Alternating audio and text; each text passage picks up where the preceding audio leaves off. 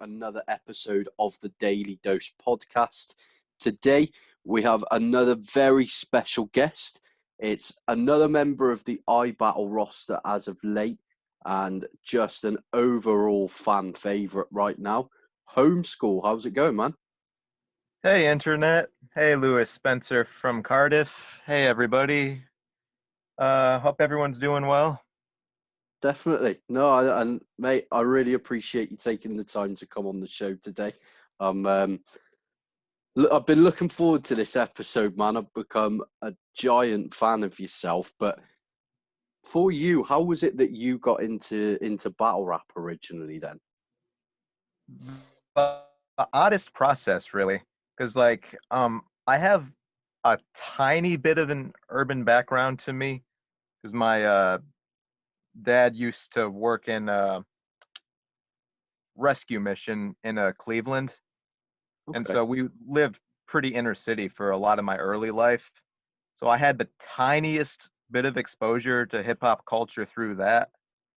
But as I as I grew up, we moved to the suburbs and things got different, and I kind of gravitated away from it. But then I ended up coming back to it out of curiosity, and then I just discovered some battles online. It was like some of the early A Hat stuff where they had the clickbait titles that got you to watch it and whatnot. Yeah. And I found it interesting, but I lost interest.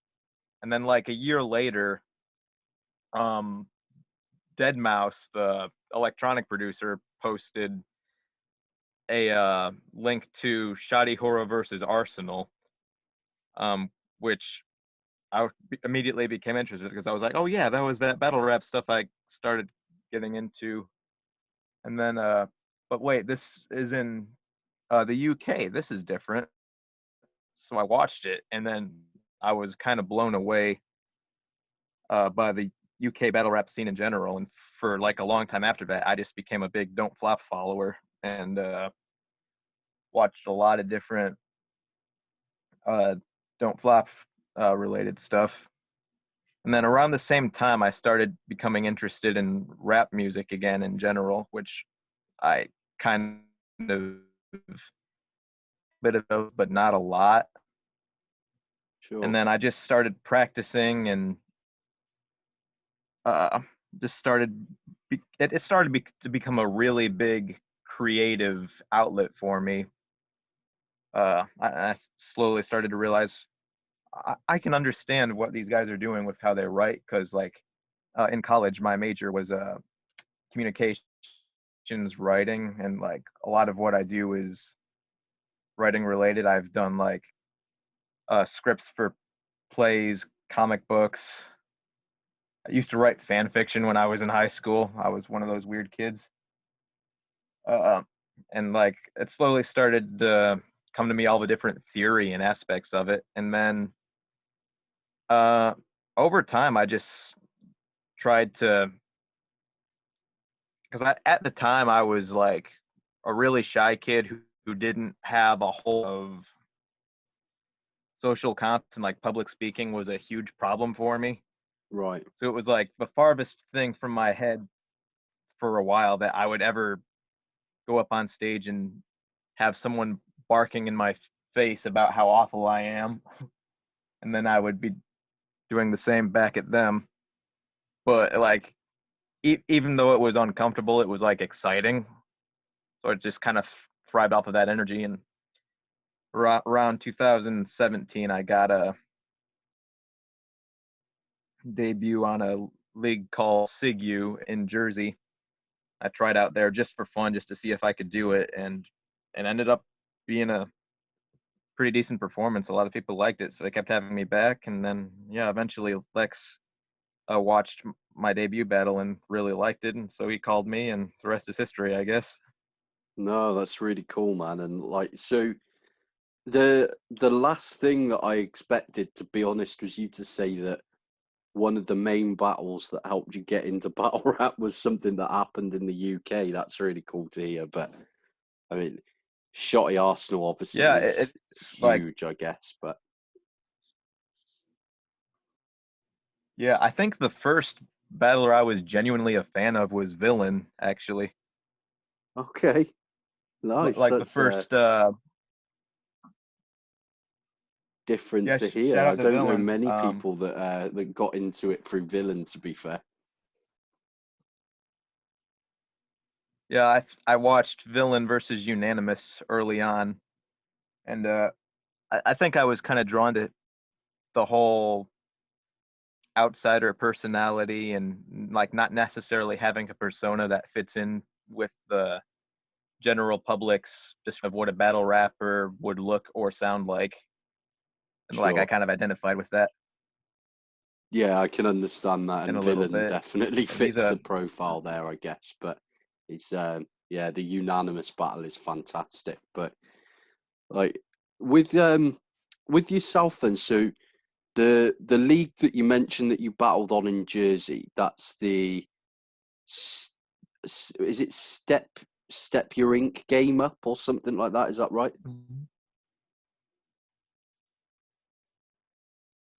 Step Your Ink Game Up. Yeah, they have a few different league names that they are affiliated under. There's um, mix it up with like different sections and whatnot. Like one is based in Delaware, I think, and it's pretty tiny, but it's a nice little community. I had fun there. Nice. And you did a couple of battles there, right? So your first two uploads, from what I remember, was with Step Your Ink Game Up. So I I'd not seen those battles before, Yeah, mm, but it was like kind gotcha. of just going I ended up back through the archives after. So the first battle I actually saw with yourself was the Sean O'Shawn battle. So it was going back through what you've oh my kind of done goodness. before that stage. Uh me versus Sean should have been a really great battle, and it really wasn't. Uh, it was one where I definitely learned the value of sparring with the right people before the battle. Because like my second round was, oh, I can't even watch it. It's awful. I wouldn't say And Sean awful wasn't. at all. It's it don't get I me wrong, hate it it's not your personally. best performance, You're but allowed to like it, but I hate it. fair. No, I can understand that, but I wouldn't call it an awful performance from my standpoint, but it's you've definitely progressed a lot since that stage. You know, the Nonch and the Dago battle, the Ellipsis battle. You know, there's been some fantastic performances since then. Why, thank you. I enjoyed all of those a whole lot. And like, is there much of a scene local to you? Because you're based in Ohio, right? I'm from Cleveland, Ohio. Um, I moved to a suburb called Euclid when I was like seven-ish, and then currently I'm living in Pennsylvania, uh, near Norristown, which is like 30 minutes from Philly. Right. Okay. Yeah. That's is that where Bill Collector is from? Is that right? Norristown, yeah, that's right. Yeah. Okay. Nice. And no. So I always just assumed that you were kind of from New York or that area, just because predominantly the battles that I've seen from you are the iBattle ones. But how did the iBattle link up come up then? Was that Hmm. just Lex saw your tryout and wanted to get you on the league? Uh, Basically, I one day just received a friend request from it was Alex Braga on Facebook, and it was Lex, and I knew it was Lex because I was following battle rap pretty religiously at the time. And then I was like, okay, why not? So I clicked accept, and then he sends me a message that just says "yo," and I was like, okay, Good chat. what's this gonna be? And he said, yeah, and he says he says he saw my King Animal battle and really liked it. And then asked me a bunch of other questions, and he was like, "I'm asking you all these because I want to get you on iBattle, by the way." And I was like, "Yeah, I figured." And so it was real exciting because like before I even thought of trying to battle, I knew what iBattle was. I'd seen, I think E Farrell versus Dot was the first iBattle battle I watched. Yeah, okay. Uh, Yeah, the Dot so is it was like, okay, now this is a chance.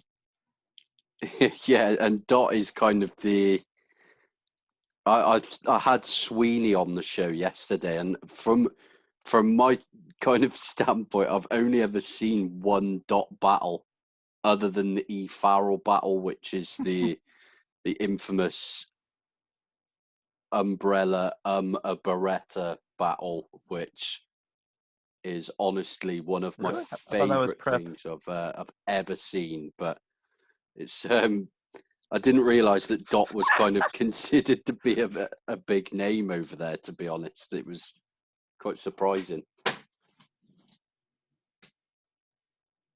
Yeah, that is one of those outsider art characters that a lot of battle rap is kind of dominated with. Uh, Definitely, it's very interesting how many just strange and odd personas end up in battle rap and really take off. Like, and in some cases, it's completely outside of their control or even awareness. But then you've got guys like Notch over here, and I think I would put Carter Deems in that category too. Maybe Pedro from the UK, where they are very odd characters and they're somewhat aware or completely aware even of how odd they are, but they continue to go along with it and like really create some really interesting, memorable art through that. It's something you see in a lot of different art forms, but it's interesting to me how often it happens in battle rap. definitely. No, I completely Reminds me agree. of And something there's like like all three of the people that you've mentioned there have kind of it's taken them a while to become liked by the fans, but they've always just stuck to their own style and made it exactly. work. So it's very interesting to see.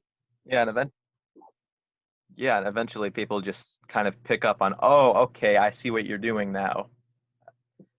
It's funny too, Pedro in particular, like he was doing what he was doing, I think probably best around like 2012, 2013, 2014, which was kind of before he really took off. Definitely. I feel like he started, but like I remember because I was following Don't Flop at the time, a lot of people really did not vibe with his whole style at all. But some of the best Pedro moments are from before he took off, like the inhaling helium bit from the Battle with Eek. That was amazing. Yeah, definitely, man. I completely agree. And I mean, are you a big Pedro fan then? Um, there's a lot of people from the UK that I would consider myself a fan of first, but like I was a fan of like all the dudes from that era and around that era for a while. Like I said, I was into Villain. Dialect is another big one. Uh, Bamalam, C Major, Soul, like Sure. early performances, and then beyond that as well. Nice Like one. I would always watch. Yeah, I would always watch UK versus US battles, and I would be rooting for the UK dude, and I would feel weird about it. No, that's amazing to hear, Like, oh, definitely. But yeah, I mean, a lot of the a lot of the UK guys that have come over to like the States or Canada or whatever, they've all often found it quite difficult to get the crowd on their side. I know Dialect's performance against Chilla Jones at King of the Dot in Toronto, I believe, like mm, it didn't get any reaction whatsoever. And I remember that. I was frustrated by that because he was doing really well. I mean, Chilla yeah, had a great performance, and I think Chilla did win that battle, but Dialect was getting uh not a lot of love from that crowd, and it was unfortunate because, like, especially at the time, he was like one of my favorites, and I wanted to see him get the reaction I felt he deserved. He did, I think, make one little mistake in that he tried to slow down his delivery a bit for the crowd to pick stuff up, and like one of the best parts of Dialect's whole style for me is just the rapid fire, um, aggressive, grimy delivery he has. And I feel like if he had actually stuck to his guns a little bit, they might have vibed with it a little more, even if it's not what they're used to, just because it sounds so amazing when you hear it.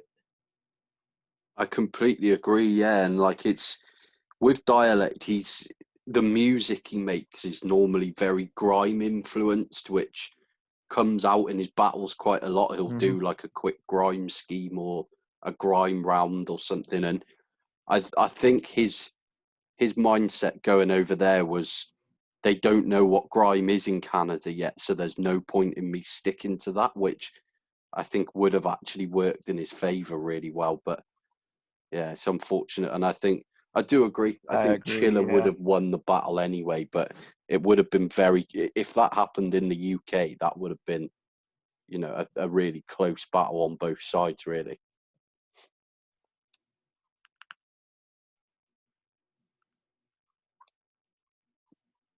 Yeah.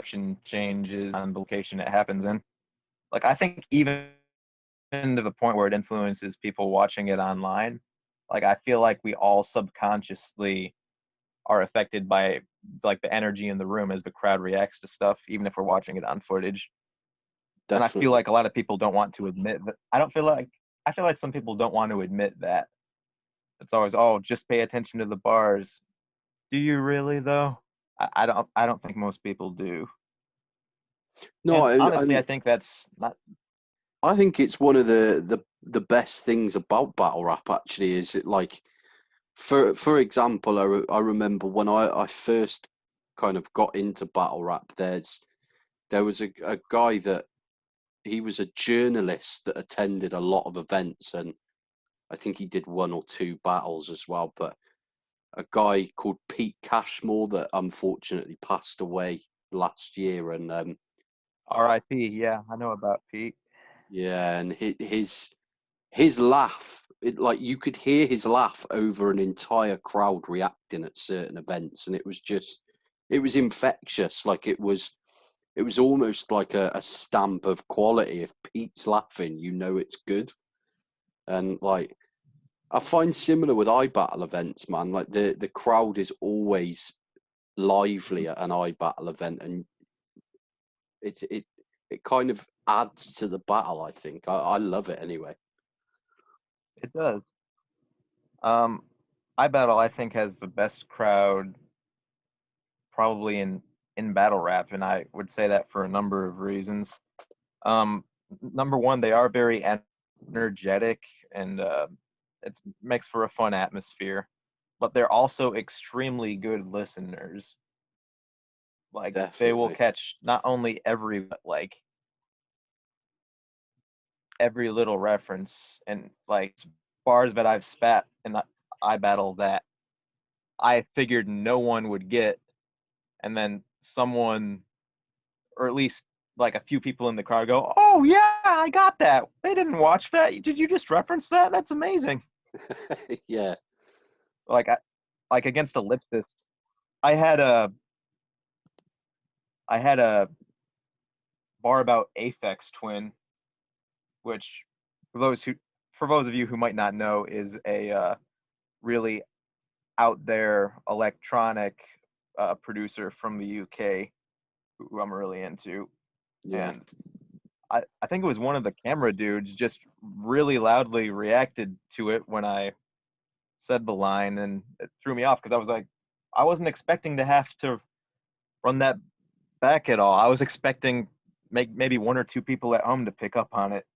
but someone there got it, and I feel like that happens every time I battle on iBattle, where I just do Yeah. an obscure reference that no one's gonna get, and somehow they do. No, I like that as well, man. You know, you with those references, you kind of have to write for yourself, don't you? But like, there's I got the bar because I wouldn't say I'm a huge fan of Apex Twin, but I'm aware of them. They're very kind of experimental in that sense. But no, there's Yep, quite yep. a few moments that are similar in that ellipsis battle from what I remember because he has some out there references as well. But Oh, he was too. Yeah, I do want to talk about that Aphex Twin bar a little bit more though, because it's like that's probably one of the most layered bars I've ever spat, and I remember. Now you're facing the music like Aphex Twin, so watch your tone like a spectrograph.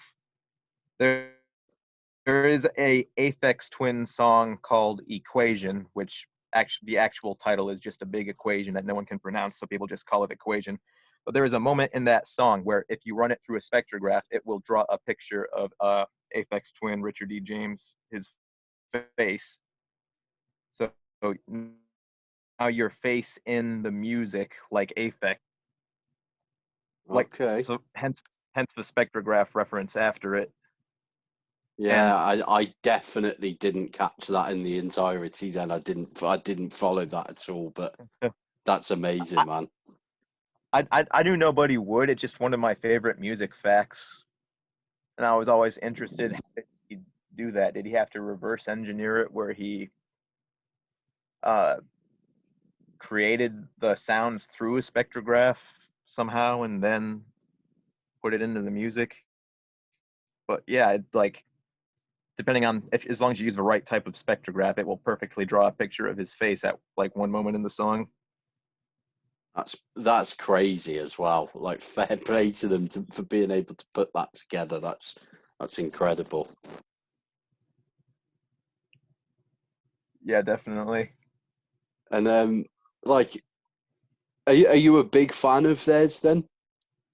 I love Aphex Twin. I have a lot of really eclectic music taste in general. So like I'm very much into experimental electronic stuff, but I also like a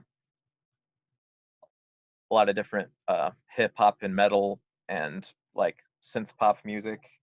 I'm actually into a lot of funk music as well from the 70s and 80s and whatnot. So Okay. some of my favorite music actually is African funk music, and I find it really fascinating because it's taking music traditions that originated from African American culture in the U.S., and then that culture went and influenced artists back in Africa, and then they added their own ideas and culture to it. Just created some of the most fascinating music that I think exists. There's Sure. art. And by like African funk music, then is that kind of like William Onyeabor and people like that? I was gonna mention William Onyeabor. Yeah. I'm glad people know about William Onyeabor. That's excellent. Do you know what? I'm not 100% sure how many people will follow that, but there's a track by William Onyeabor that I randomly came across. There's so there's a city in the UK called Bristol that has like a big carnival every year.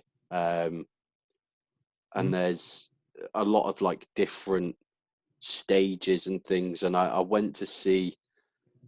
I walked into this small like marquee tent type thing, and there was just a guy DJing in there, and nobody was watching him.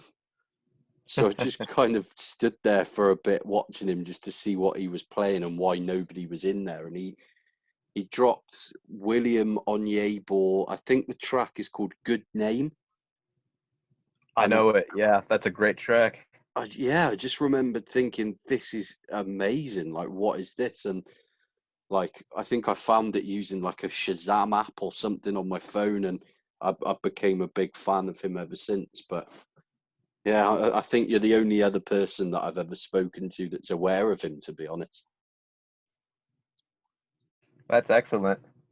How about that? I'm gonna have to Yeah, include a William Monyeber bar in my next battle. I was gonna say yes, do it, man. I'd love it. But no, I've got quite a wide music taste as well. I'm also like big into funk and stuff, especially the old school stuff. So I'm with you there. But Aphex Excellent. Twin is I've always struggled to get on board with them, to be honest. There's certain tracks that I think are really good and some that I think are horrible. That is kind of a nature of experimental music. Not all the experiments work. True. Yeah, He's got, they're very very hit and miss. yeah, kind of like with me in battle rap and my second versus Sean O'Shawn compared to like my first versus Nonch, which I feel like are polar opposite examples of me experimenting and succeeding and not succeeding. No, that's fair enough, man. And I mean, you're technically speaking, you're still kind of a newcomer in that sense. I mean, you've only done, is it about 8 to 10 battles now? I think Louis Valentine battle, was my 12th. Okay, nice. So, I do have one versus Black Academics that got vaulted because the footage was awful, oh which was shit. yeah, which was unfortunate because it was a really good battle. There was a lot of uh, stuff from it that I liked. Our first rounds in particular were really good. It was also interesting because it was originally scheduled for one of the regular iBattle events, and then Black Academics couldn't make it, so we ended up battling on a album release party for Eddie I, like a Okay. non-battle crowd that was there for like Eddie's album and whatnot. And we didn't know how it was going to go because like most of the crowd wasn't familiar with battle rap at all, and we were rocking the room back to back in the first round especially, and they were absolutely loving it. They were like, "What is this incredible thing we have just discovered?" Nice. Yeah, no, and that is a shame. I would have loved to have seen that because I like Black Academics a lot as well. I think he's great. But I mean, the Louis Yeah, Valentine battle is only available on the app at the moment, right? But that's right. oh my God, it's amazing. Like, I love that battle so much. I can't wait for that to drop on YouTube so that more people can access it, man, because I think it's phenomenal. Likewise, I can't wait for that either. And thank you. It is my favorite battle I've done for a number of reasons. I think partially because it's the fulfillment of what me versus Sean O'Shawn could have been against a similar, very, what's the word I'm looking for? Uh, Kind of aggressive, almost spastic, out there performances that may or may not be drug fueled versus me. Yeah, no, I can see that, and I mean, the next question I had was actually going to be, what is your personal favorite battle that you've been a part of? So that would be the Louis battle then. Yeah, it's either that one or Ellipsis or Dago.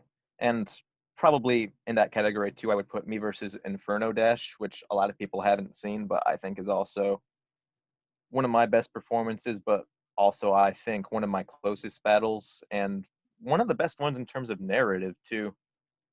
Um, Inferno Dash took an approach in his first round that really sticks with me and haunts me even to this day. Um, Specifically, he starts his first round off with just a list of the different reasons why people battle rap. He talks about different creative expressions and passion, or bearing their soul, discussing the things they've battled through. And then he talks about people using it as a ruse to mask the truth. He goes on a really nice multi-run during this whole thing. And then he goes, but as for you, I think it's your caucasidal attitude that attracts you to this avenue. And uh, first off, the made-up word caucasidal is awesome, but it's also the um, the whole round got me thinking, huh, why am I here? Why do I enjoy this so much? And like, I can't say exactly how much of what he said actually resonates with reality, but I think it did something very important for me. It got me thinking and just more conscious of what I'm doing and why I'm doing it, and like how I'm affecting the people I'm interacting with. And like, it's probably one of my favorite rounds I've stood in front of for that reason. Like, even beyond bars, it like actually made me think about myself. Sure. No, no. Do you know what? I think that might be the one battle that's up on YouTube of yours that I don't think I've seen. I've just kind of searched the Mm. battle on Verse Tracker now, and I feel like I haven't watched that one yet. So I've just added it to my Oh, my watch definitely later do. list, and I'll check it out straight after this. But Definitely, that's my most criminally underviewed battle. yeah, And it's the great, 600 or so views actually. yeah, and it's actually the performance that got Inferno Dash onto iBattle as well, which I was really happy with. Nice. No, definitely, man. I'll make sure to check that out after this. And one of the Cool. one of the segments of the show that I'm going to be doing is we're going to be getting a guest on, and we're going to discuss kind of criminally underviewed battles once a week and try and get them a bit more traction. So Oh, that sounds excellent. yeah, just waiting to build the subscribers up a bit before we start doing the additional segments, and then Makes sense, yeah. but yeah, we'll definitely we'll be going through iBattle battles for days because I feel like there's a lot of iBattles uploads are criminally underviewed, to be honest. But I think the whole channel is kind of underviewed, to be honest. I agree. I feel like it gets so much respect from people who are big names in battle rap. Like at iBattle events, you'll always see like someone popping out with like an important name in battle rap. Like you'll see Poison Pen, Gorilla Nems will show up, and Swave Seba, and it's they were extremely respected. But respect from the big names doesn't always translate into views, which in my eyes, is kind of a good thing. Because honestly, I would rather have the Saurus be a fan of mine than have like 15,000 random people who don't know what they're talking about be a fan of mine. I feel like there's a quote from the movie Birdman. I forget the exact quote, but it's something to do with popularity is the less attractive cousin of prestige. And I Makes feel sense. like it was like I actually did meet the Saurus when I battled Dale Denton because he was on the card battling Marv 1, and it was wild because he comes up to me and he introduces himself and he says, "Hi, hey, homeschool, I'm a big fan," and I was like, "No, that's not how this is supposed to work. I'm supposed to go up to you and say what a big fan I am of who I am." No, And definitely, that man. was, And a couple do you know what? You're not the first person to say that about Saurus either. Like he um he did the same in he recently battled at an event in Ireland, which actually got uploaded on the iBattle pay-per-view. Um, versus Nugget, yeah. that's it, yeah. And he says he has a bar in that about he says something like Nugget calls himself the GOAT, but there's already another term for that where he's referencing a battler called Terminal. Um, and Terminal was saying like he's never got so hyper from a bar before. Like it just made him so happy, which is great. Like I love how Saurus, in my opinion, is, you know, he is the GOAT. Like he's been around probably longer than anyone. He's put on so much for the scene in general that there's no denying that Saurus makes Absolutely. the Mount Rushmore in that sense. But it's great to see how supportive he is Definitely. of everybody as well. Yeah, he was a really fun person to talk to in general. Extremely approachable, not a lot of ego. Just, hey, how you doing? I'm a big fan. Let's talk about these things. He was interested in the fact that I used to, or sometimes still do, write like screenplay type stuff, because he Okay. apparently went to school for some sort of drama performing arts type thing. I forget what school it was, what the exact name of the degree was, but as soon as he told me that, I was like, that makes a lot of sense. He just like such a commanding stage presence. It seems like something that an actor would be uh, good with. Yeah, definitely. No, and yeah, I can imagine that with Saurus. Unfortunately, there's not many events in the UK that he's been booked for that he's made it to. He's been turned away from the UK twice now, which is, Really, I didn't know that. That's a shame. yeah, he's been booked here twice back in the kind of middle stage of Don't Flop, and he gets turned away because he's a professional poker player. So in order to come to the UK, he has to apply for a work permit, even though he's not coming here for work. And I think, Really, that's so strange. yeah, so he, the first time, you know, I don't think anybody realised that that was the case and he got turned away. And then the second time, I don't know if they applied for the work permit or not. I believe that they did. But because he'd been turned away before, they turned him away again. So unfortunately, he's only battled over here once, to my knowledge, which sucks. But the only Gotcha. time I've ever got to see him live was when Don't Flop did an event in Amsterdam, and he came over and battled Oh, I Archaic remember there, this. He battled. I remember, yeah. and then did the freestyle battle with Oh, I'm Pedro, spitting which it was, darkest. yes, I remember that too. My goodness, his his opener to that battle against Archaic was amazing. yeah, it Yo, I'm was spitting it darkest. You know what rhymes with spitting it darkest? I started this round with I'm spitting it darkest, and I'm still going to win it regardless. amazing. But yeah, Classic.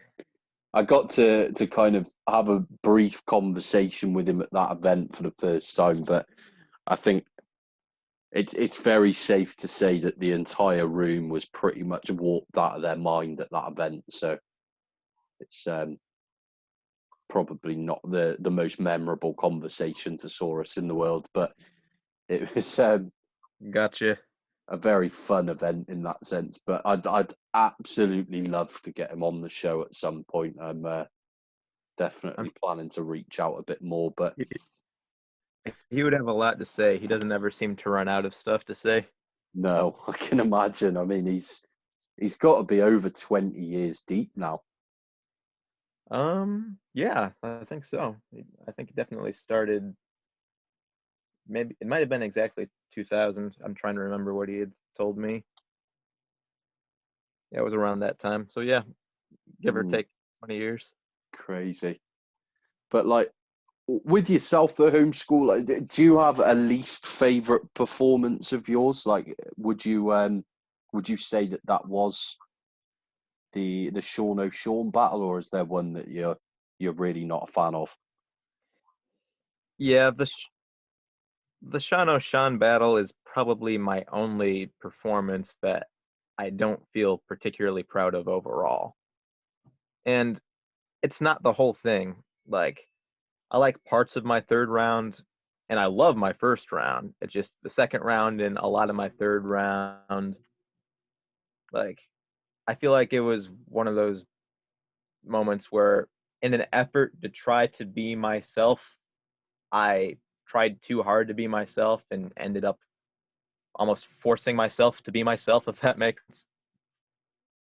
It's that kind Sure. of weird identity thing where you're aware of who you are so much that you forget to act natural. No, And so I can definitely doing a see lot what you of mean. I was doing a lot of weird stuff that didn't work at all. And the fact that I had based so much of my rounds around it, like if one part of it works, it's just like a single point of failure, but the whole thing kind of collapses. Sure. But I mean, the Sean O'Shawn battle, is that like your fourth battle? It was my fifth battle. Okay. So, I mean, it's still a giant learning curve at those stages, isn't it? And like I said, in my opinion, it's definitely not a bad performance. So there's Yeah, and if I've got 11 performances I can be proud of out of 12, and still a good rate of success. definitely And completely agree. it's just been extremely fun overall, and I think it's kind of improved my social skills in real life too, because like I have to confront a lot of people in my job because I mean, like, I work in beer sales, and naturally, because of the nature of it, we have to be very stern with people in certain situations, and I don't think I would have that ability as much just because I'm so naturally timid if it wasn't for the fact that I'm used to screaming in the face of No, someone and sure. having them scream back at me for recreation. Yeah, no, I can understand that, man. And like you said, in terms of you were like not great at public speaking and stuff. I can imagine it's really helped on that front as well. Yeah, definitely. It's Sure. I think a lot of people find it cathartic, just the whole process of performing in front of someone who's going to be performing something that you're completely unaware of at the time. Like, it's a very different form of public speaking because I don't think I know of any other art form where you have someone actively trying to tear you down and Definitely. being extremely skilled at doing it.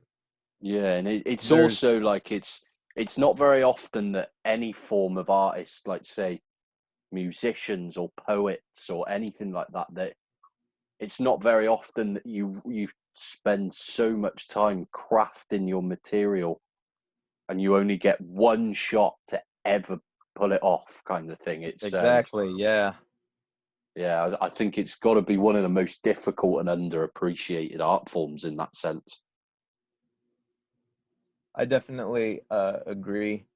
People talk about it being one of the most difficult ones to write for too, and I'm honestly not completely sure I agree because like from personal writing experience, I've done like every type of writing under the sun. I've published book reviews way back and stuff, so I've done nonfiction, fiction, but I was never really able to focus my mind into crafting something that I would sit down over a span of several months to actually create. So like I just have a lot of unfinished stuff laying around, and I think something that actually made it easy for me as far as the writing part of battle rap goes is the fact that there's so much pressure to perform well because if you don't, the person in front of you is going to rip you to shreds. And so it's just like the ultimate motivator to actually write well. And Definitely. I feel like in recent years, battle rap writing as a whole has gotten kind of an ADHD type of vibe to it, where people are jumping from topic to topic almost every bar. Like, and I've been guilty of this too, but I kind of missed the fully structured narrative train of thought throughout a round. But like, I guess it's something I got used to from watching UK battles, because uh, over there you had a lot of people who were writing very detailed, very structured rounds on a particular topic that they would stick through the entire time. And here it kind of jumps from, oh, I'm going to shoot you in this bar, and now I'm chilling with your girl in the next bar, and now I'm driving a car in the next bar. And it's just different styles. I feel like people are doing themselves a disservice if they're just sticking to one side or the other. So like, I have rounds where I try to punch a lot and just put stuff together, and my mind is so abstract, I just naturally end up coming with a bunch of different separate ideas rather than one cohesive thing. But I also like to try to challenge myself to be more detailed and put ideas together in like a narrative structure. And Yeah. sometimes I do well, sometimes I don't. No, definitely, man. And it's you can see that influence as well, like in certain battles. It's so on that subject though. Like the main thing for me is that I've been a huge battle rap fan for over a decade now, and like I've always struggled with URL as a whole. And the main reason is just I find that so many URL battles are just it's not battle rap to me because they don't really break down their opponent whatsoever. Like I find that a lot of these guys, 70% of their material could be said to absolutely anybody, and it would bring the same reaction, and it's just not the same thing to me. I just don't enjoy it as much at all. Gotcha. Gotcha. I can definitely see that coming from a UK perspective too, where UK battle rap for about a decade now has relied very much on character assassination and just really intelligently structured breakdowns. And for uh, a lot of American battle rap, it hasn't been like that, partially because like some of the older eras of battle rap, especially like in Philly battle rap, like they wouldn't know they were battling each other ahead of time, and they would just have raps that they would go through that weren't even necessarily crafted for a particular opponent, and they would just see who's the best at rapping going back and forth. So it Yeah, kind of comes from a different tradition, and I'm with you on. I prefer the material that's structured specifically to opponent. It's definitely. it really depends on where you're from and what you prefer in a lot of ways, because some people prefer material that can be said to anyone, because I think in a sense it can actually be more quotable, because if you don't have a context, it becomes easier to quote something to someone who's not necessarily um, familiar with what you're talking about. Like, trying to think of an example, I had a bar against Louis, Dennis the Menace. I'm an overall problem boy, and Yeah. I think it's one of my best quotables, but it's not saying anything to Louis. It's not. Oh no, and I definitely see what you mean, and I It don't can't. think there's I don't expect every single line to be specifically tailored to an opponent. It's just with URL, I think the majority of it isn't, and I often find that the stuff that is tailored to their opponent in URL battles is just some like really simplified name flips and stuff, and it's not. Yeah, I definitely feel you completely. I think there's a lot of untapped potential in that scene just because of people following trends a little too much. Yeah, And so, definitely. and there's people I think would do amazing on URL if they were given the chance that never really have been able to for different reasons. Even someone like Roan. Roan did a battle on URL, absolutely bodied his opponent. Footage either wasn't watchable or got vaulted for other reasons. I think it was Danger Zone, but like all reports were that Roan absolutely caught a body on URL. But he's never really been invited back despite that. I don't know No, if he and just doesn't fit their image well enough, or if there's other things keeping that from happening. But I I think feel that's like it might unfortunate. have happened a few times. I mean, from what I know, Jonai smashed it on URL and didn't really get Oh my invited back. goodness. And yeah, it happens quite a lot, unfortunately. Yeah. But I, yeah, I you mentioned Jonai. Jonai is actually my favorite battle rapper of all time and I has can been for quite a understand it. while. Yeah, I feel like a lot of people might not realize this, but like a ton of my writing is inspired by Jonai's uh, pen and some of the nuances from that. Like I have a thing where I will spit a bar and then continue the word association in the next line. And I did that specifically because Jonai was doing it. And then I kept doing it because I realized it helps me remember what the next line is. So it's actually kind of a memory tool for me now. So like if I forget a line, I just like I have that transition in my head so I immediately know what I'm supposed to be saying next. yeah. That no, I definitely agree with you. Jonai he's up there for me as well. I think was absolutely phenomenal. But it's um it's a real shame that he's not battling anymore. I think Yeah. him versus Psychosis, who's also someone who unfortunately doesn't battle Mm, much anymore. But that's yeah. that's one of my favourite battles on King of the Dot ever. It's a very great battle. Very, very great battle. Yeah, it's incredible. But like for you, like you've obviously been to quite a few events now. What would you say is the best battle that you've seen live personally? The best battle I've seen live. Hmm. There's a few possible contenders. I think one that I would say is a huge contender right up front is Luminous versus Mackenzie. Okay, nice. I saw that it was my first time at an iBattle event because I was battling Outsider. It was kind of a almost a tryout event for a lot of people.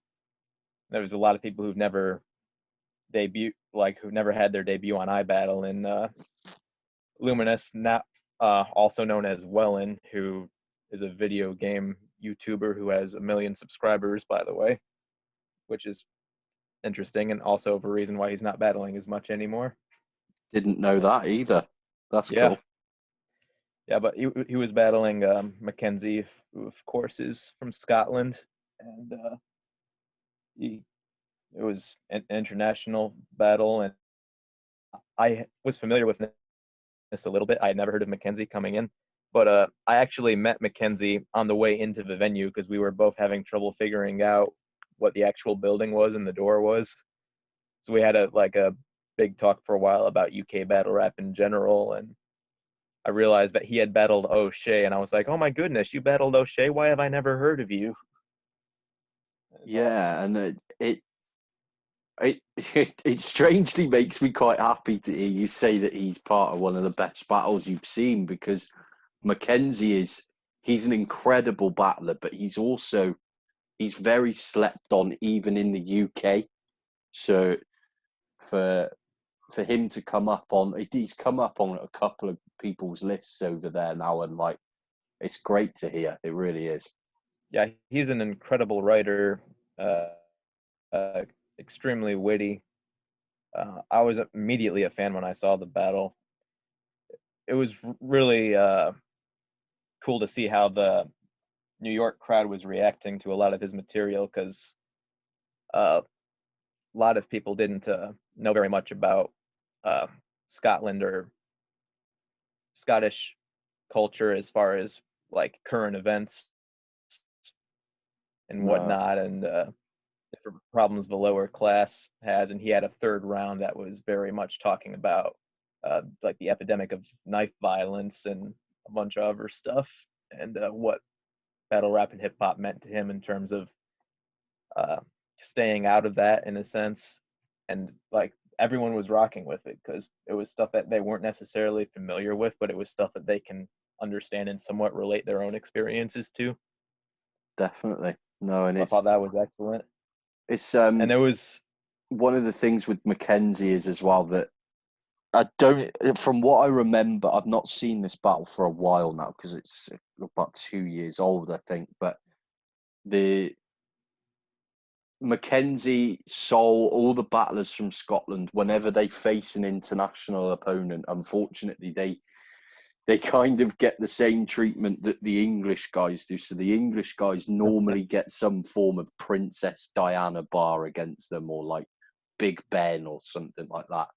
And yeah. then Scotland, just the Scottish battlers always seem to get some form of train spotting bar against them, and that's pretty much the only specific material My that they goodness. get. But no, it's I, if I remember correctly, uh, Mackenzie actually had a conversation about that with someone before that battle. Like, I better not hear any train spotting bars or something.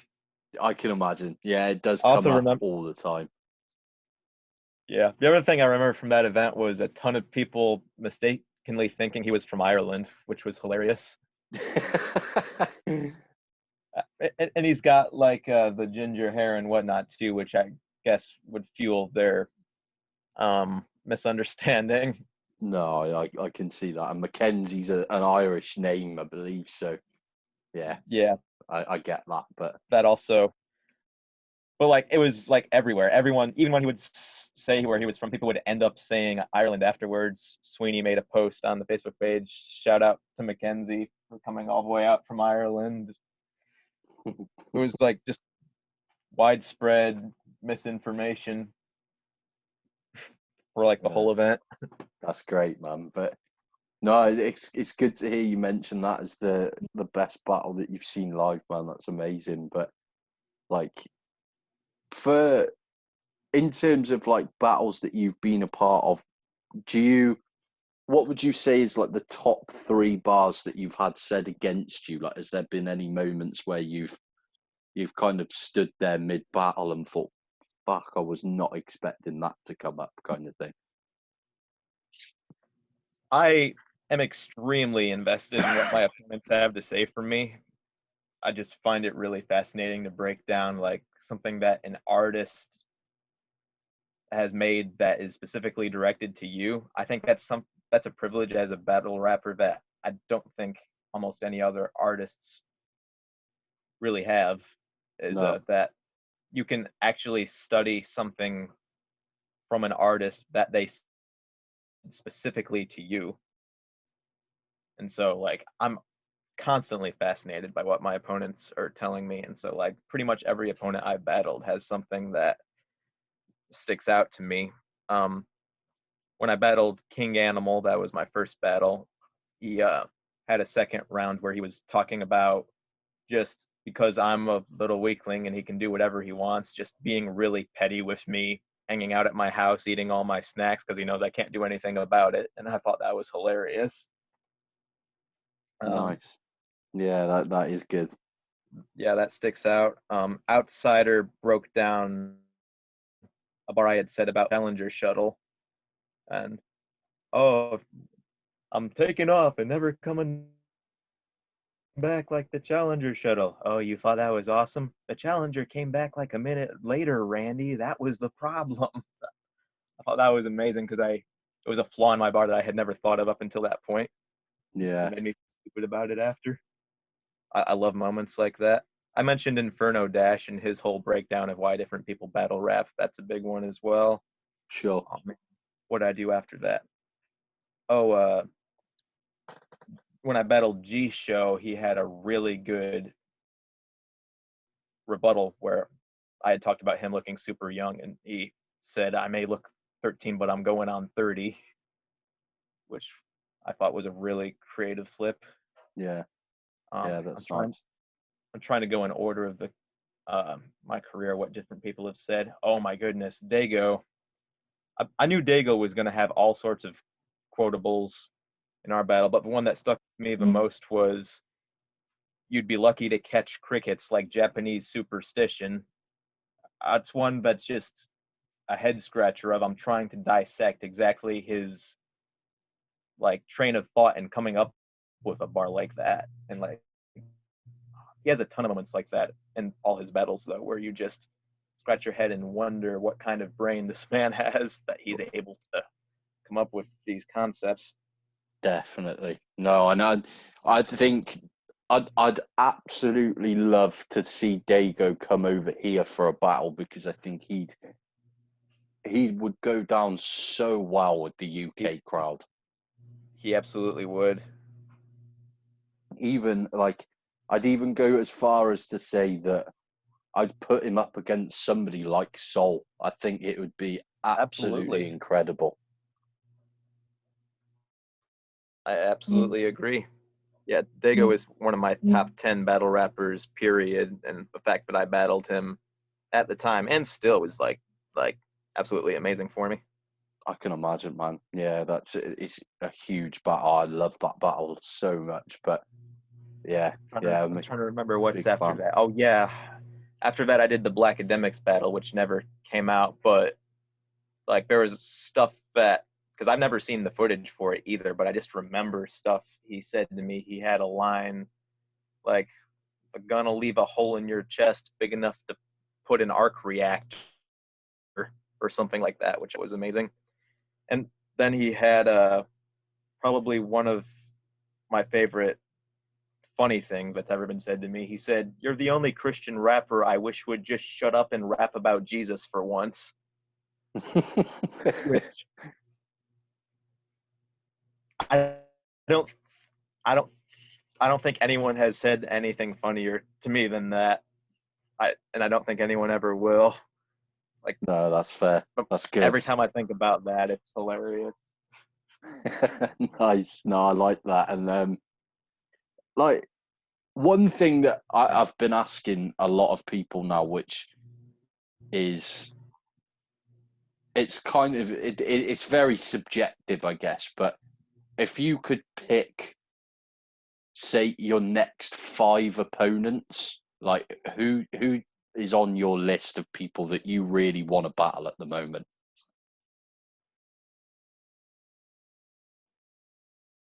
I didn't hear most of that sentence. Could you repeat? Sorry, man. Can you hear me? Okay. Yeah, I can hear you okay now. Ah, there we go. So, if you could pick your next 5 opponents, Oh boy. who do you really want? Like, who interests you at the right now in terms of battles? I'm gonna put a few names out there. Anderson Burris. Okay. Um, he's someone who I think is incredibly good at character assassination, and I would love to battle someone like that because I feel like I haven't been broken down as well as I could be, and I would love to see someone actually like make me look silly or stupid in ways that other people haven't, because I can do it to myself just fine. Um, if I battled myself, I would absolutely destroy myself. So I would love to see someone else try to do that. Another name that falls into that category would be XQZ, another person who I respect a lot as a battler who I would love to battle. Yeah, I Um, like XQZ a lot. Who's Anderson Burris then? I don't think I've heard of him. Anderson Burris is actually a really incredible video maker, filmer. who has really professional footage of almost everything he touches, but he's also done battle rap. And one of the big notable things about his whole approach is his promo game is exceptional. Like, if you look at some of the promo videos he's shot for different opponents, he has like it looks like professional footage done by like a major worker at a company, and he just has like he'll be pointing, he'll be on a green screen pointing to his opponent's face during a certain moment and just making them look completely silly with like fully edited videos and whatnot.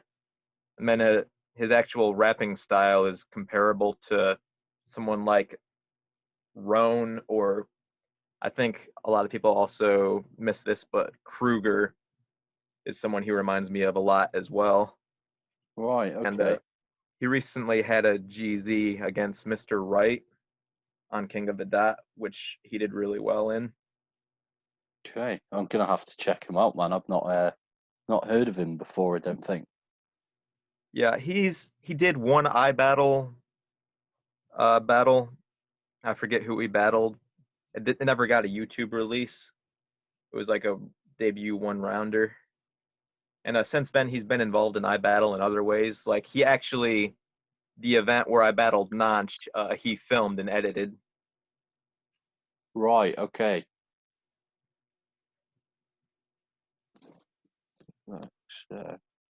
Yeah, he's had a battle on bullpen too. Then, right? Really? I actually didn't know this. That's excellent. Yeah, I've just found his verse tracker page now. So he's got two battles online. One is the Mr. Right battle that you mentioned, and then he's got one against Cannon the Beast on bullpen. Gotcha. So yeah, I'll make sure to check him out after this episode as well, man. That's I love discovering any kind of new talent anyway. So I'll look forward to watching that.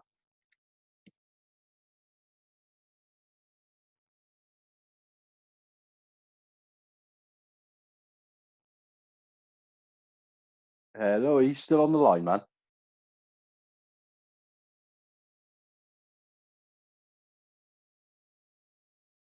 Hello.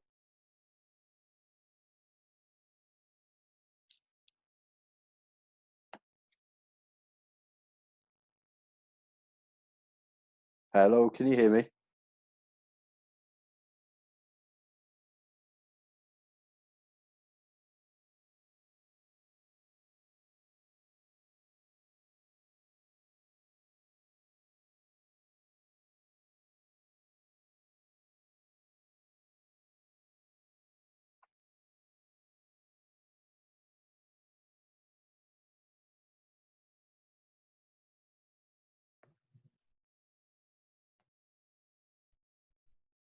Hello? Hello, can you hear me? I can hear you now. We got disconnected somehow. Oh, sorry, man. Yeah, it just said that you'd dropped out of the chat for some reason. I'm not sure what's going on there, but I'm pretty new to Zoom, to be honest. It's only the third time that I've used it, so Okay. hopefully it works okay from here. But yeah, I was just saying he's got a battle on bullpen, which is interesting. But I'll definitely check him out after this too, because I love Got to. discovering new people. So Yeah, it was weird. His first battle, I believe, was against Shotgun Shug. wow, okay, It's like on some, I think, a college he attended. It was like some sort of art project. Or it must have been just a really interesting performing arts school he went to, and they had a program that included battle rap, and somewhere in there he ended up battling Shotgun Shug. that's crazy. Sounds like my type of school. To be fair, I like that. But Absolutely. and who else was on your list then? So you've got him and I said him. I said XQZ. yes, Jack Casserole would be another one who I'd be interested in battling. nice. just because I think we're on a similar level at iBattle on the moment, and he's someone who I respect a lot as an artist and person. Yeah, Jack's a cool guy. He's one of the first episodes that I did was with Jack. So, Yeah, that was actually the first one I watched from you. oh, nice. Yeah, man, it's a good episode, and I'd like to see that battle too. Definitely. Who else can I think of? I always blank when I try to think of people to battle. I would love to battle someone from the UK. It would be really surreal.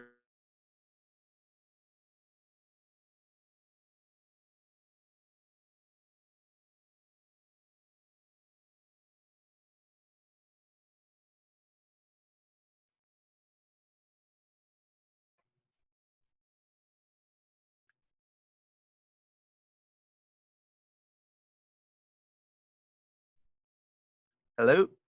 Hi, Anybody man. there? Yeah, can you hear me?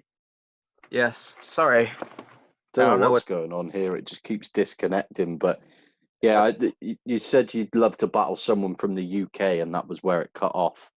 oh, gotcha.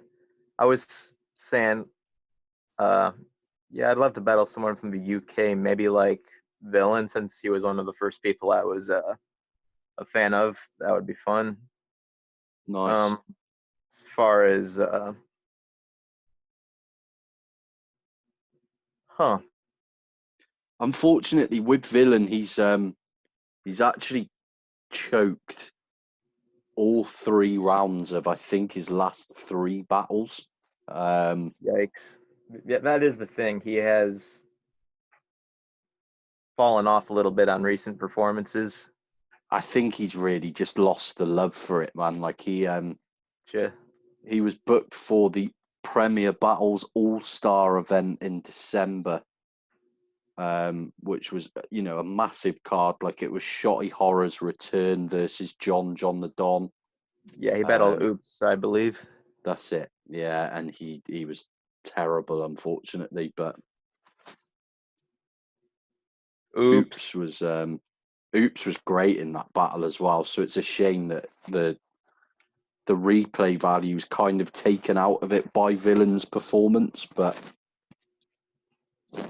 Oops had he had this line which was like, "You're albino. I'm a black man from America. We both have a skin condition," which I thought was incredible. But That's incredible. My goodness. Let's yeah, see. there is a guy over here where I'm not sure if you're in kind of any UK battle rap related forums on Facebook or anything, but there's somebody that you've been mentioned with over here quite a few times as a good matchup. Oh, really? Yeah, so yourself and Ellipsis both get mentioned very often, but there's a guy over here called Lazy Ass Jack.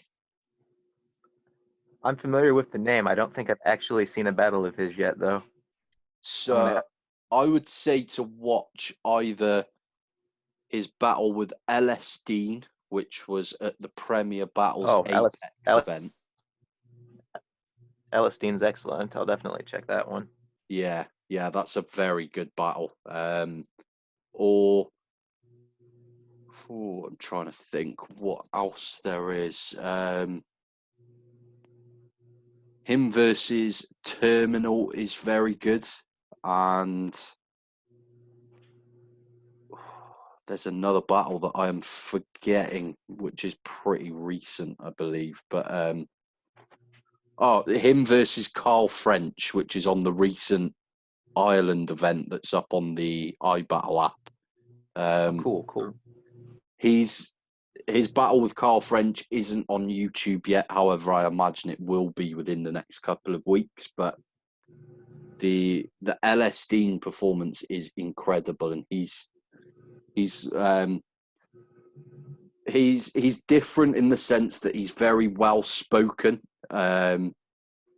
and he's also, I think he's 6'8", so he's an absolute giant. But he's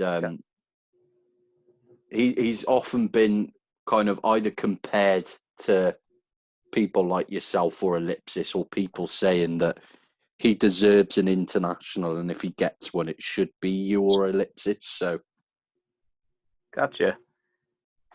yeah, Yeah, it's something that I'd like to see as well. I'd love to see either yourself or Ellipsis over here, and Lazy would be the perfect opponent, I think. gotcha. I'll have to check him out. That sounds interesting. Definitely.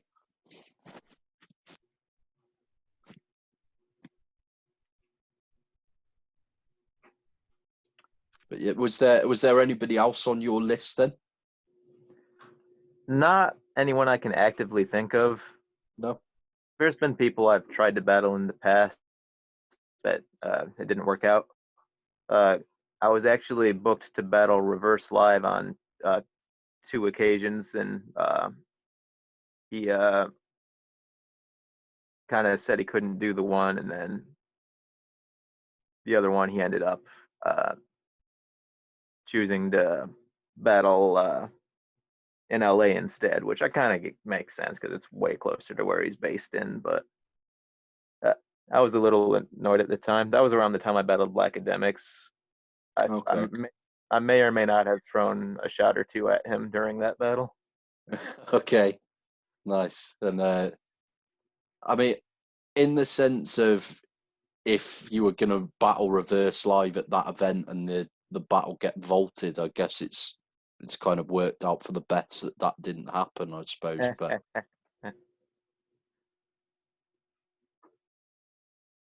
Perhaps. is that something that you'd like rearranged then? Reverse is, he's incredible. He is incredible.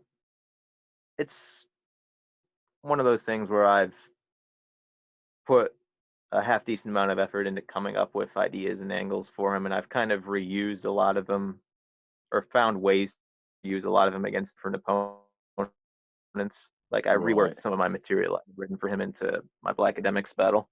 So I'm Sure. kind of really not interested in it at this point. Maybe somewhere down the road I could change my mind, but like at the moment, there's probably other people I would be interested in battling first. No, that's People fair enough. people have mentioned, and I still haven't gotten a chance to check out any of his battles, but someone had suggested me versus Black Mage from No Coast, um, who's Right. apparently a dude who battles wearing a wizard hat, which already interests me just because I love little performance mix like that. Yeah, he's I've seen one of his battles, I believe. And yeah, he's pretty good. I'm not a huge fan, if I'm honest. I don't really Fair see enough. you and him matching up all that well, actually. But he's yeah, he's not terrible by any means. But I think there's better options for you on No Coast alone, let Gotcha. alone Yeah. like overall, like you said, XQZ would be great, and I think you and Human would be very interesting. My goodness, me and Human would be very interesting.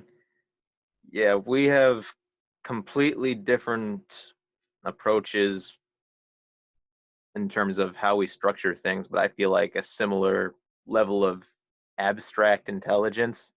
Yeah. I think he's might be a little bit more compartmentalized than me because like I'm just as far abstract as you can possibly go.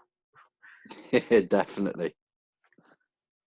I think a Human did actually battle Black Mage pretty recently, which I've not got Ah, round to gotcha. watching yet. But yeah, I've only seen one of his previous battles, which I think was against Wisdom, and yeah, I don't remember being hugely impressed by him. But I'll check the Human battle out soon anyway and have another Gotcha. go. But Human's success in battle rap has been really fascinating to me because of the avenues where he's been successful like it's predominantly very nerdy, or I hate to categorize people like this, but probably white people who have mostly shown themselves to be human fans. But Yeah, he's like a very, like he's obviously not, he's not like a Geechee Gotti, but he's someone who is very traditional hip hop, very um yeah, very, trying to figure out how to word this right. I definitely see what you're saying. Like he predominantly battles for no coast, whereas you'd expect him to be very kind of a big name in, say, like Gates of the Garden or a league Yeah. more The way he more tailored raps, to that style. yeah, I could see him fitting in very well on like a We Go Hard type platform or somewhere like that. No, In terms definitely. of how he raps, and at the same time, though, I feel like because he has just like so many little nuances that people uh, pick up on, he becomes like uh, a fan favorite for the nerdier side of battle rap just because of how well layered and interestingly structured his rounds are.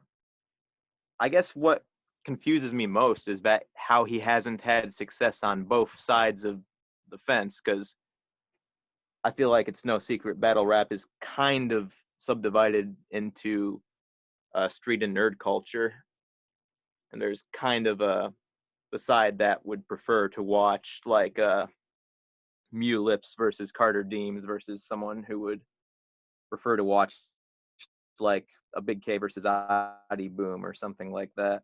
And Yeah, I feel sure. like human style is so capable of being appreciated by both sides of the equation, but for some reason it's been mostly the nerd crowds who have embraced him. And it's weird to me. It's like, Yeah, I definitely agree, and I feel he's like he hasn't, definitely one of the few artists that could cross over into any league, if that makes sense as well. yeah, but I've never seen him with a PG or RBE or even like a We Go Hard. And it's Mm. like he's from Detroit. He's this same place where we get people like Clean Paper and um, I think he's from Chicago, actually.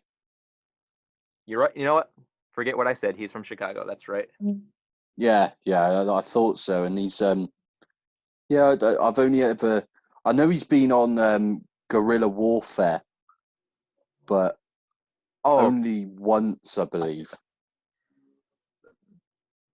that's unfortunate. I feel like he's one of battle rap's undiscovered talents, and I feel like the only people who really know about him are people who are like super to the like underground crevices of a battle rap. But he has some of the biggest quotables from like anybody, like Phone Wallet Keys Pistol. Like so many people know that and don't even realize it's from him. I feel like Definitely.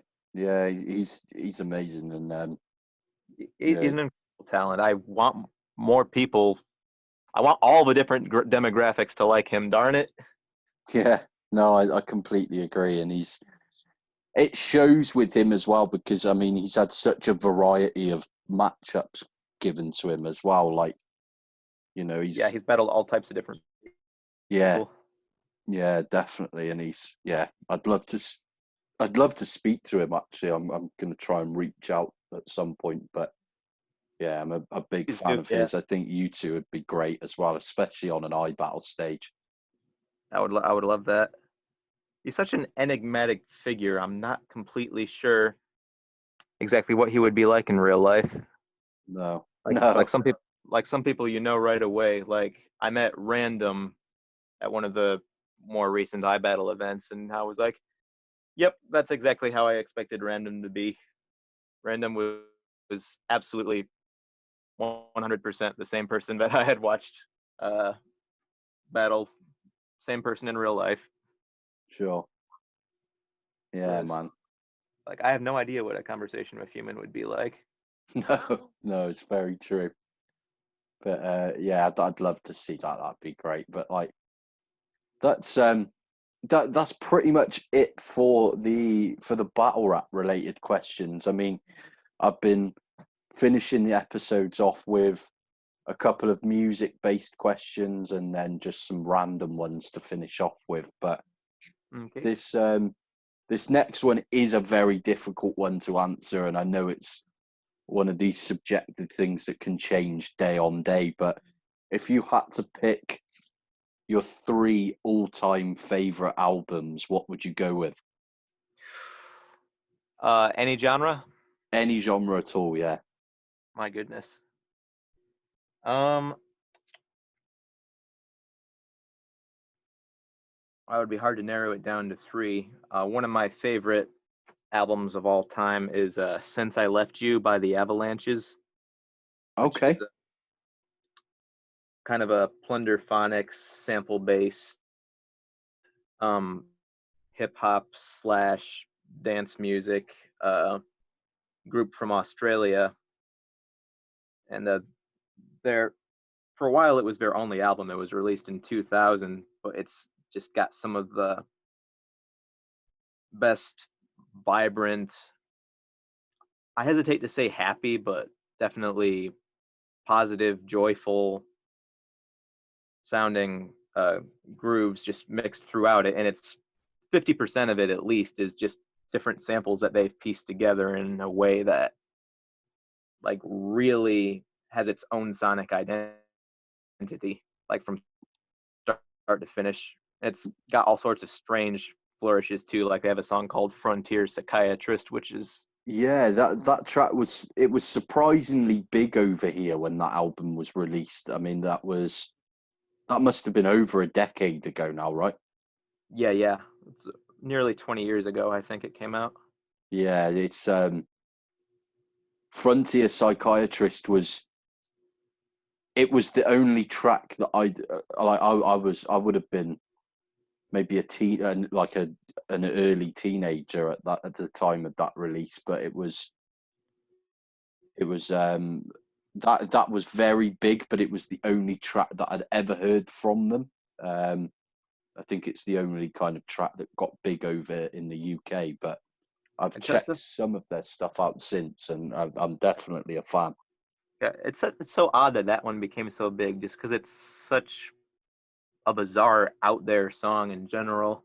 Yeah, Like it doesn't sound like something that would be accessible, but they're talented enough. I guess they pulled it off. And they've had for a while that was their only album. In like 2016, they started releasing music again, and they've been doing pretty well. But like that first album from them is yeah one of my favorite albums ever. nice. On the rock side of things, there's an album called "The Everglow" by May, which is also a very positive, uplifting sounding album. It technically falls under emo rock, but whereas most emo is very dark and brooding, it's very life affirming and hopeful. And I was a big fan of that when that came out, like 2005. It just got crystal clear production, really good guitar, piano, and drum parts. Very solid semi concept album. I think it's excellent. Nice. I'll have to check that. I've And not listened to that, I don't think. yeah, a lot of people probably haven't. Um, and man, for a third one, part of me wants to get a lot of hip hop cred and say "To Pimp a Butterfly" by Kendrick Lamar, which is, I think, probably the most important album that was released the past decade.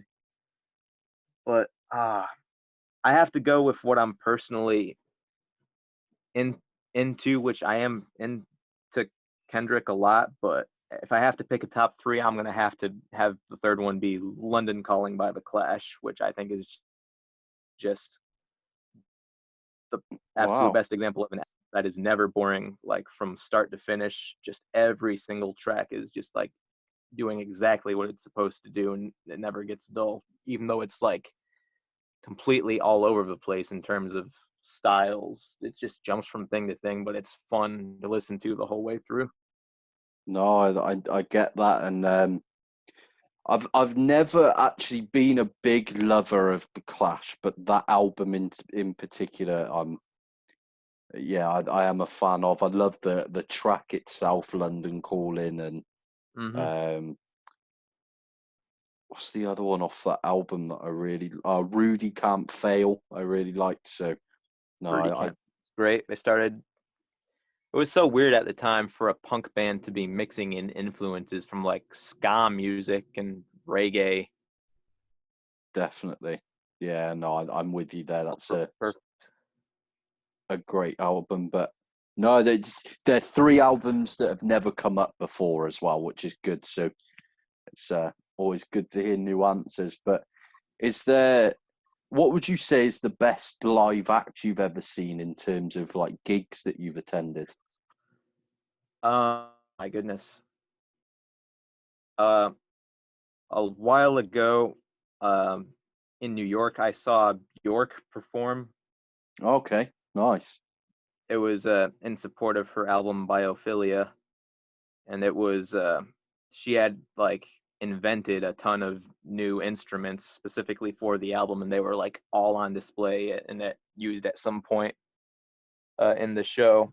I remember specifically there's a track called Thunderbolt where there was a big Tesla coil that came down from the ceiling, and then like during the song Thunderbolt, the bass line is actually played on the Tesla coil, like the actual lightning is being used to make the pitches of the bass line.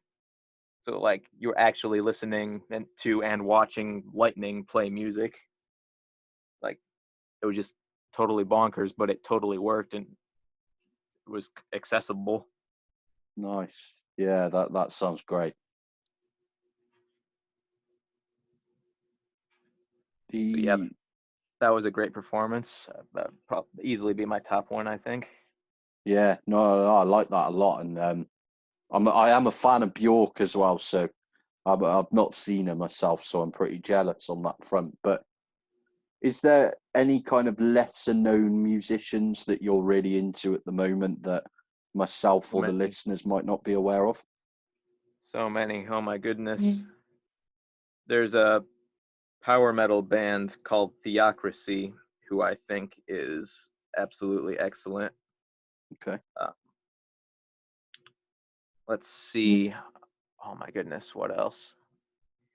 There's so much I know of. It doesn't always come to my memory when I want it to. So like I listen to a ton of music.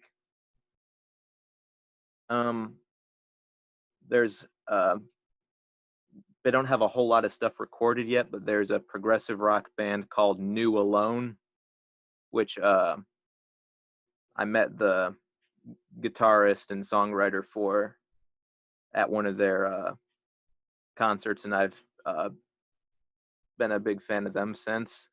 It's Okay. like very 70s Pink Floyd type influenced sounds, but it's got like a sort of a modern spin to it, like probably comparable also to bands like Radiohead or experimental progressive rock type stuff. Uh, Nice. very excellent. If anyone hasn't listened to Eddie I's music, by all means, listen to Eddie I's music. Yeah, Like, man. The amount of people that have said that so far on episodes is, yeah, I think you're possibly the 10th person to mention Eddie I now, so it it's shows how good it is. yeah, it's really accessible too. If the right people get a hold of it and can market it, then his music will totally blow up and just be as famous as anyone else on the radio because it's fun, it's accessible, but it's also extremely well wrapped. And Definitely. there's a clarity to it. Like you can understand every word he's saying, even though he sometimes can rap like ridiculously quick. It's like some really deep introspective themes to it.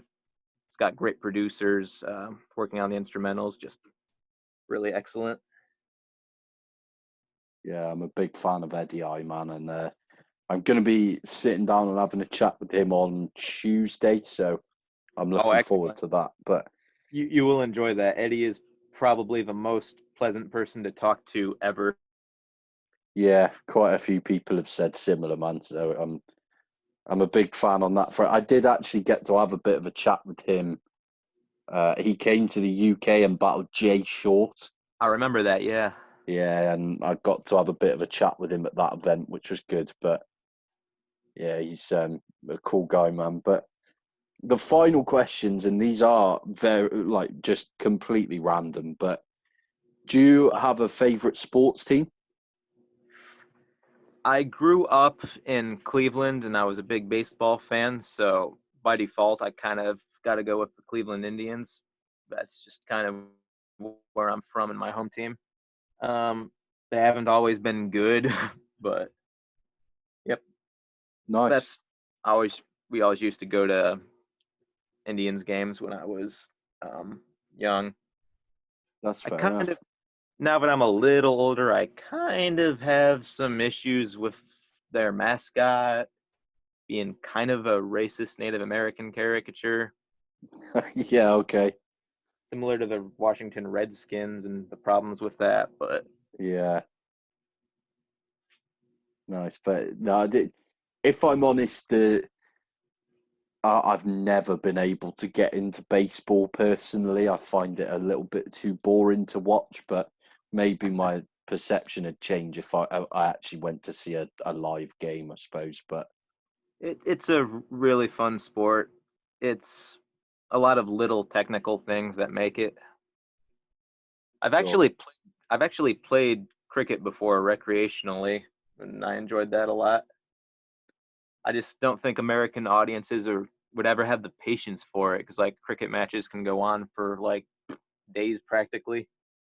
Yeah, and I don't even over here, like cricket is it's a pretty popular sport, but you won't find many people that go to big cricket games and actually watch the cricket. It's more of just a party atmosphere, which for That such a makes sense. relaxed sport is quite bizarre. Yeah. But yeah, cricket for me, I cannot watch it whatsoever. I find it the most boring sport in the world. But Yeah, I'd I'd it, rather it, watch it curling, I think. curling is actually ironically really fun to watch though. If you're willing to go along with like the silly nature of it, it's actually really fun to watch. Yeah, great fun to Like, play as well. I got to play a couple of times, and it's actually quite that's fun. But excellent. yeah, and like for yourself, if you could pick anywhere in the world for your next holiday or your next trip, where would you go? Oh man, that's a tricky one. I'm a big nature lover. Anywhere with a lot of unique or interesting animal or plant life would be great. So maybe somewhere like Papua New Guinea. I like Nice. I love birds of paradise. That's a great choice. That's Um, not come up before. yeah, It's quite hard to get there though, from what I've heard. You I have a friend who was from there. Who talked about it a lot. It was nice. No, bit that's of a good answer, man. That's not come up before, so I like that a lot. And I agree. I'd love to go there. I'd love to go to Fiji and places like that too. So gotcha. good shout. But where's your favorite place that you've been so far? You cut out for a second there. What was it? Oh, sorry, man. Where's your favorite place that you've been so far? Favorite place that I've been so far? Colorado mountains. Nice. I like That that. was that was really fascinating because like on the ground it's like we went there in the summer and it's like 70 degree weather on the ground, and then you drive a little bit upwards into the mountains, and suddenly like there's snow. Crazy. Yeah, I can imagine. Yeah. That's really cool, man. And the final question, which has brought up some divided opinions, but you can pick one sweet and one savory, but what is the go-to snack? Oh man.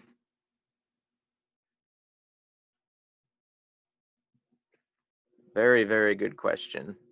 I'm trying to think. Um, I'm a fan of like really obscure out there stuff that you might find like in the international section of your local grocery store. Okay. So um there's a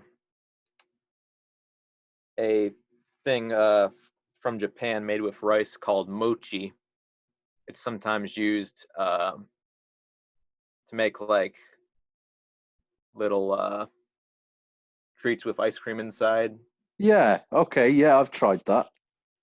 Yeah, it can also just be used to make usually very sticky but very delicious, just little pastries or like little snack bars or whatnot. I find that very delicious. I've had it in a few different formats, and it's not really comparable to anything that I regularly have in the U.S., but I love it. I think it's delicious. No, no. I agree.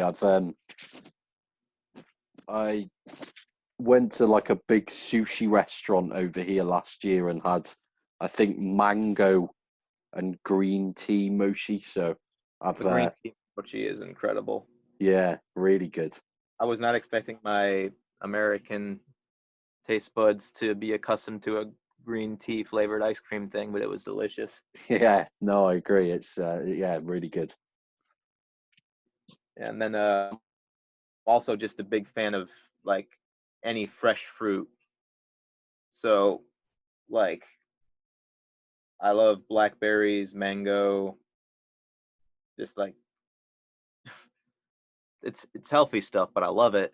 Yeah, Um, no, that's so fair.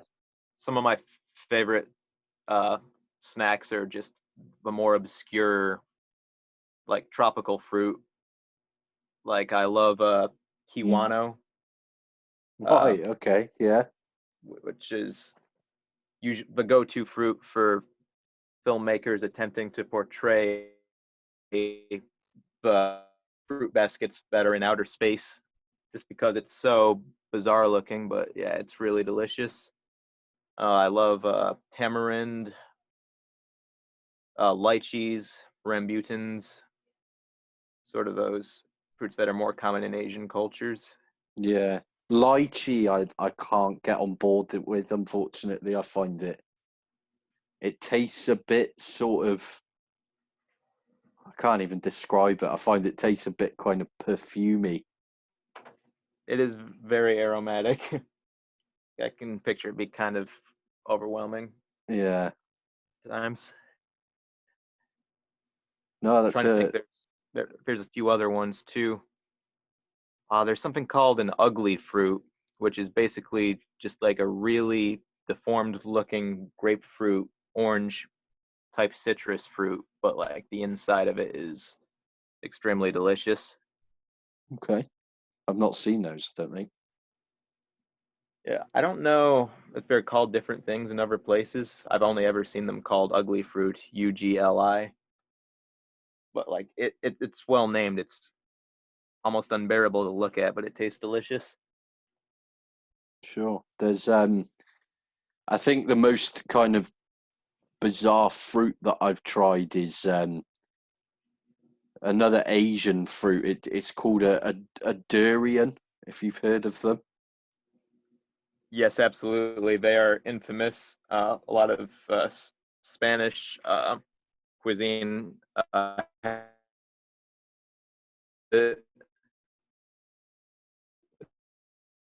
But It's well, I'd never heard of it is before, if I'm honest. like comparable sewage, and it's to the point where certain places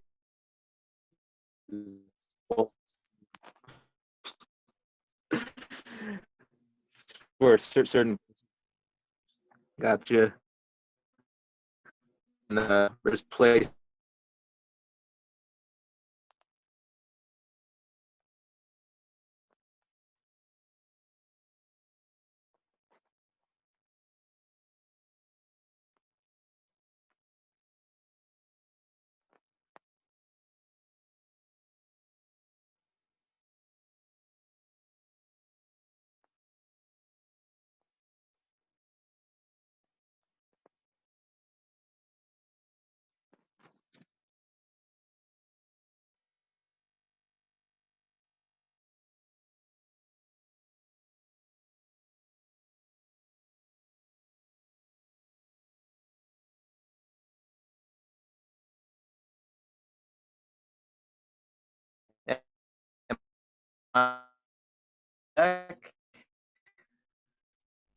hello Hey man, can you hear me?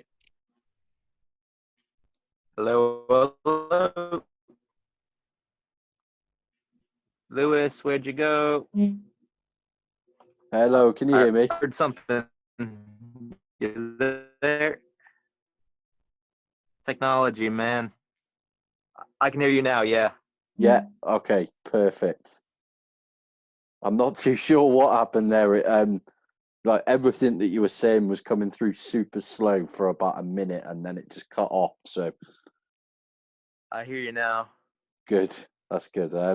Yeah, I was just saying there was a fruit I tried in Thailand called the durian fruit, and it's honestly like taste wise it's okay, but the smell that comes off these fruits is it's honestly like sewage. It's disgusting.